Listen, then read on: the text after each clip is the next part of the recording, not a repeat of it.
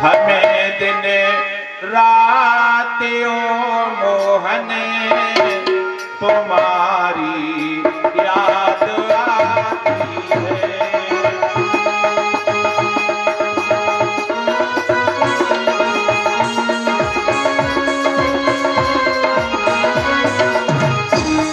हमें दिन रात ओ मोहन तुम्हारी याद आती है।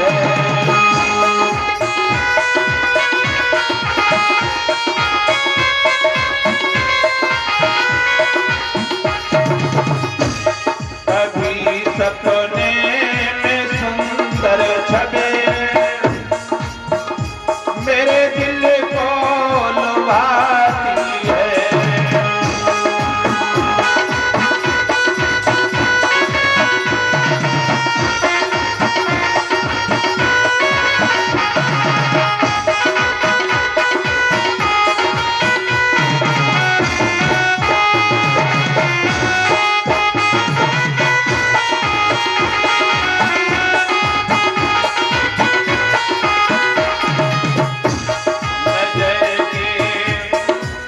नजर के सामने जब आती तो सीना चीर जाती है।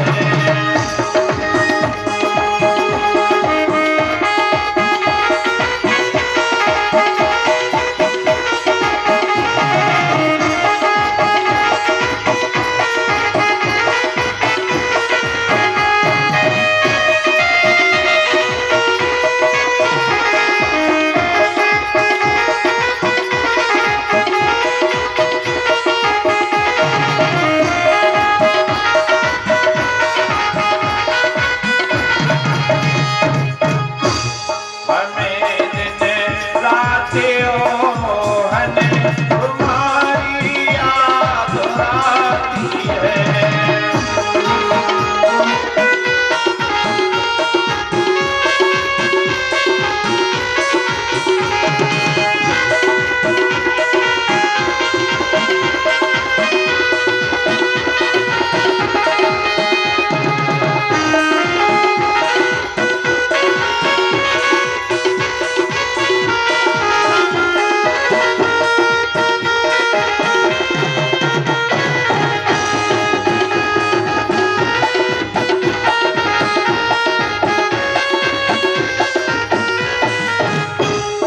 कन्हैया हमें दिन रात तुम्हारी याद आती है, सपने में सुंदर सूरत मेरे दिल को लुभाती है।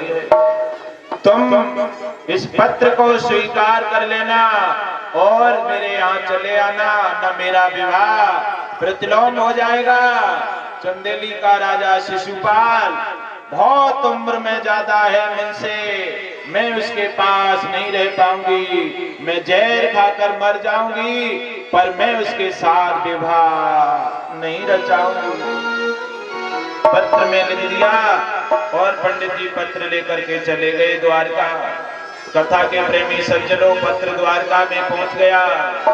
भगवान श्याम सुंदर ने पत्र को पढ़ा। पत्र में करुण भरी वाणी पढ़ी तो भगवान ने विलंब नहीं किया, अपने बड़े भैया बलराम को भी नहीं बुलाया। और तो बात छोड़ो माताओं बहनों भाइयों, इधर शिशुपाल ने भी अपने यहाँ बारात की तैयारी कर दी और बारात में निमंत्रण दे दिया। किस किस को? और की तो बात छोड़ो, एक विद्वान कहता है कि उसमें बारात में पांडव गए सो गए, भगवान कन्हैया के बड़े भैया बलराम भी गए थे, वो भी शिशुपाल की तरफ से गए थे। उन्हें क्या मालूम था कि पत्र चला आएगा द्वारका भी। शिशुपाल कोई गैर थोड़ी नहीं था, भगवान की बुआ का बेटा था, भगवान कन्हैया की बुआ का बेटा था, इसलिए सब बारात में उधर पहुंच गए हैं। और उधर से बारात चली है शिशुपाल की, और शिशुपाल की बारात ने आकर के डेरा डाल दिया कुंडनपुर में। और ये खबर पता रुक्मिणी को चली कि द्वारका से कोई नहीं आया, कुंडनपुर से बारात आ गई है और सुबह सुबह हमारा विवाह शिशुपाल से हो जाएगा। फिर रुक्मिणी ने भोजन नहीं किया, ना रुक्मिणी की माता ने भोजन किया, ना पिता ने भोजन किया।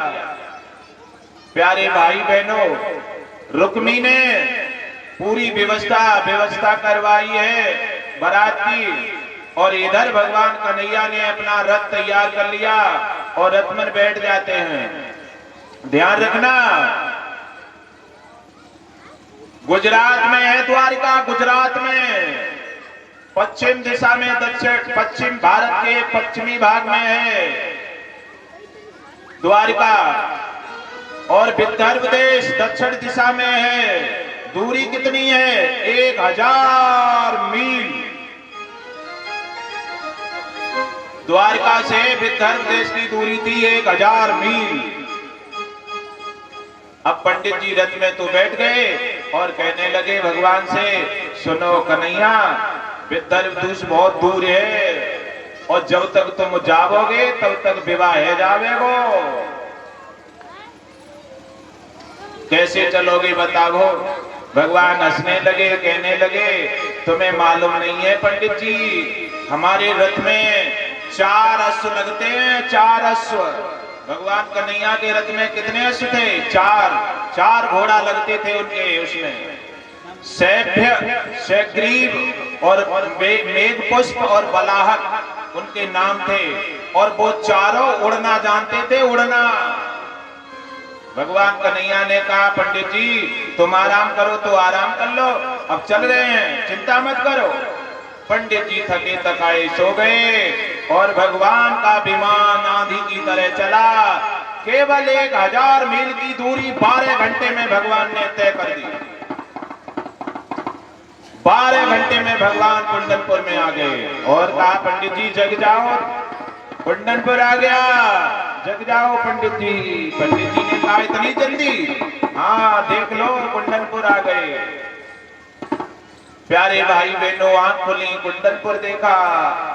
अब पंडित जी समझ गए कि रुक्मिणी को विवाह इनके ही साथ है जावे हो, शिशुपाल कुछ नहीं कर पावे। प्यारे भाई बहनों, भगवान ने अपना रथ रोक दिया मां भवानी गिरजा के मंदिर पर और कहा, तुम पंडित जी जाओ, रुक्मिणी को बता देना, गौरा पूजने के लिए जब आए तो हम उन्हें यहीं तैयार मिलेंगे। हमारे पास कोई अस्त्र शस्त्र नहीं है, ना सेना है, हम लड़ नहीं पाएंगे। चुपचाप चली आवे तो चली आवे, ना तो हम अपने घर लौट जाएंगे। प्यारे भाई बहनों, जाकर पंडित जी ने रुक्मिणी से कहा, और इधर पंडित जी की इंतजार में रुक्मिणी आंखें लाल करे है और रो रो के कह ही रही थी, कोई कहियो रे प्रभुआ बन की, कोई कहियो रे,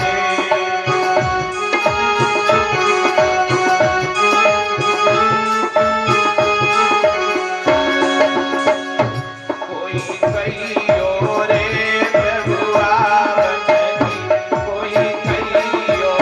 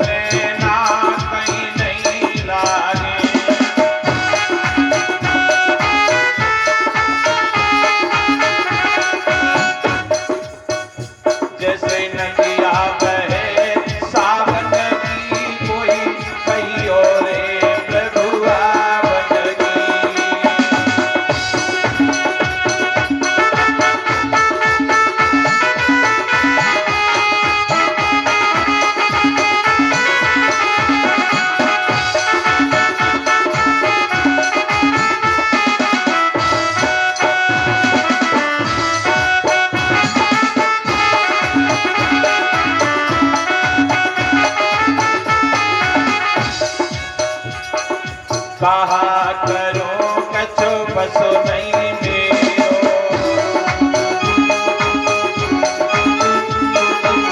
कहा करो कछो बस नहीं मेरो,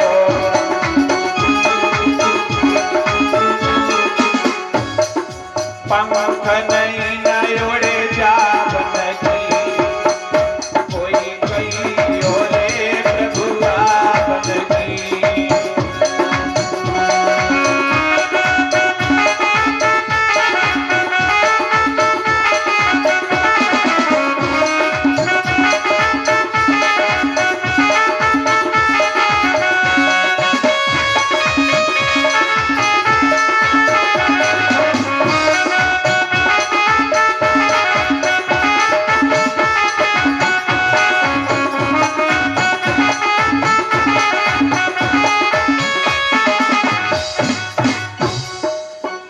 पर पंडित जी ने कहा, क्यों रो रही हो, मैं आ गया।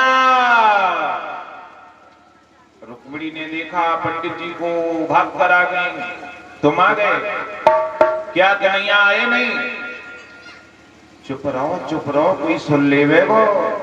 क्यों? बहुत फौज लगी है पूरे कुंडनपुर में, फौज दिखाई दे रही है, तो कोई सुन न पावे, कोई जान न पावे, और तुम गौरा पूजन के बहाने चली गई हो। कन्हैया हमारे संग आओए, अकेलो है, बापे कुछ है नहीं हथियार, लड़ नहीं पावे वो, और तुम जरूर चली गई हो ना। उसने कह दी है लौट भी जावे वो। प्यारे भाई बहनों, भगवान का आगमन सुनकर के रुक्मिणी दूनी खुश हो गई। आपने सुना होगा कैसेटों में कि रुक्मिणी भगवान के संग भाग गई, न अपने घर गई न कुछ कही। ये तो लफंगों ने भर दी है, भागवत जी में थोड़ी नहीं है ऐसा कुछ। भागवत जी कह रही है देवी रुक्मिणी खूब हंसी, खूब मंगल में हुई और अपनी मैया से जाकर चिपट गई और कहा, माता तुम परेशान मत हुई हो, जहां मैं जाना चाहती थी वहां मैं पहुंच गई। तुम रोइयो मत मैया, मैं तुम्हारे पास जरूर लौट के आवेंगे, तुम रोइयो मत, और तुम मैया काऊ से कहियो मत, और मैं सवेरे चले जावेंगे द्वारिका।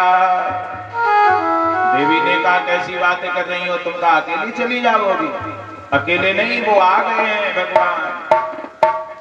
ये बात विचित्रा ने सुनी, विचित्रा बहुत खुश हो गई। भीष्मक ने सुनी, भीष्मक भी खुश हो गए।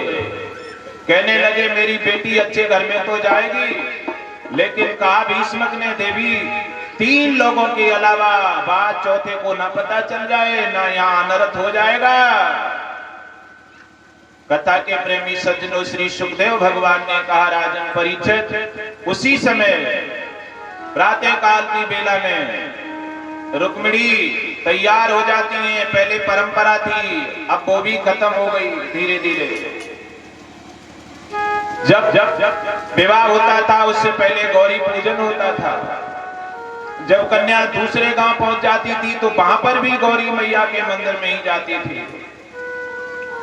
भागवत के प्रेमी सज्जनों, इधर रुक्मिणी तैयार हो रही है मंदिर पर जाने को, इधर शिशुपाल ने कहा, सुनो रुक्मिणी, मुझे विश्वास नहीं है, हो सकता है कहीं न कहीं से कोई आया हो, यहाँ लड़ाई झगड़ा हो सकती है।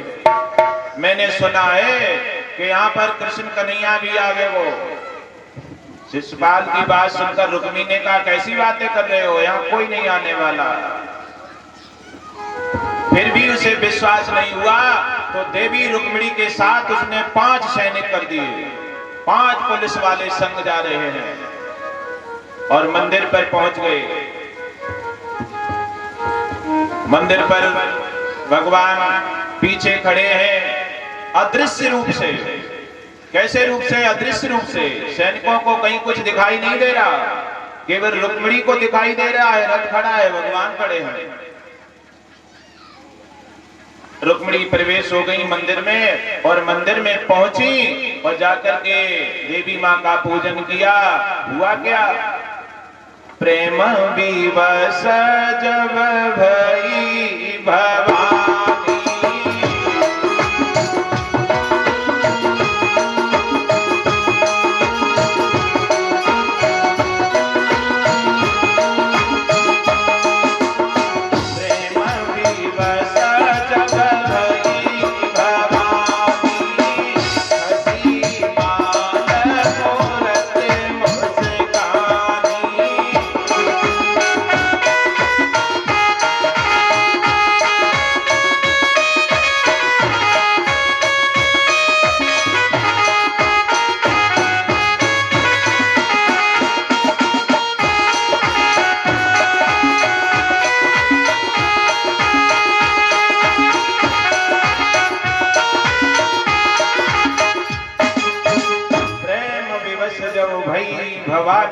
बसी माल मूरत मुस्क्यानी। मंदिर में बैठी माता गौरी हंसने लगी, कहने लगी वाह सीता, तुम सीता हो, मैंने तुम्हें पहचान लिया।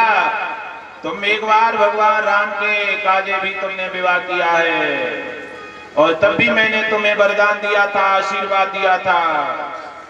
कथा के प्रेमी सज्जनों, सीता ही तो रुक्मिणी बनी है। अब वही बात माता ने कहा कि सुनो रुक्मिणी, तुम बिल्कुल मत घबराइयो, तुम्हारो विवाह कृष्ण से होवेगो, तुम पीछे चली जाओ और रथ में बैठ लो। आशीर्वाद दिया देवी ने और पीछे गई, तत्काल रथ मिला, रथ में बैठ गई। अब भगवान खुल्लम खुल्ला दिखाई देने लगे, और जैसे ही दिखाई दिए वैसे ही सैनिक पीछे पड़ गए। सैनिकों ने बहुत उल्टी सीधी बातें कही, कहा तुम्हें दम है तो रुक जाओ, ऐसे दूसरे की क्यों महिला को लिए जा रहे हो, ये शिशुपाल की महिला है, भीष्म की बेटी है, तुम क्यों लिए जा रहे हो, तुम्हें दम है तो लड़ो। भगवान ने रथ रोक दिया, और जब रथ रोका तो युद्ध होने लगा। तो युद्ध में देखा बलराम को, पांडवों को, पांडव देखे और पांडवों ने भगवान कन्हैया को देखा। पांडव बोले और बोलो दाऊ जे का है, देख कन्हैया कहां से आएगो। कथा के प्रेमी सज्जनों, भगवान ने कहा तुम गलत आदमी की बारात में आए हो, तुम मेरो साथ देवो। तुरंत पांडव भगवान की साथ हो गए। अब शिशुपाल कहने लगा रसगुल्ला हमारे साथ खाए और लड़ाई इनके साथ करोगे, नाश्ता तो हमारी बारात में खाओगे तुमने, अब कोई संग नहीं देवे। आधी सेना भगवान के लंग हो गई। फिर घमासान युद्ध हुआ, भगवान ने शिशुपाल को मार मार के याद दिला दी प्रतिलोम विवाह करने की। श्री सुखदेव भगवान ने कहा राजन परीक्षित, शिशुपाल नीचे मुंह लटकाए लौट आया, जरासंध भी लौट आए और बड़े बड़े योद्धा लौट गए। तब रुक्मिणी का भैया रुकुम ने कहा तुम्हारा क्या गया है शिशुपाल, तुम्हारा क्या गया है, बेइज्जती तो मेरी हुई है, अपमान मेरा हुआ है, और मैं प्रतिज्ञा करता हूं अगर मैंने कृष्ण को नहीं मारा तो लौट करके दोबारा इस कुंडन पर मैं नहीं आऊंगा। हाथ में तलवार ले ली, एक अच्छोड़ी सेना लेकर के शिशुपाल को भगा दिया और रुक्मी स्वयं आगे गया। और रुक्मी ने जाकर के कहा रुक जाओ, तुम्हें दम है तो। अब भगवान हंस करके बोले रुक्मिणी, शिशुपाल भी चले गए, बड़े बड़े चले गए, अब तुम्हारो भैया आए है, बताओ तुम्हारे भैया को मार दें या छोड़ दें। प्यारे भाई बहनों, रुक्मिणी ने कुछ नहीं कहा। रुक्मिणी बोली इसने मेरे साथ में बहुत गलत किया था।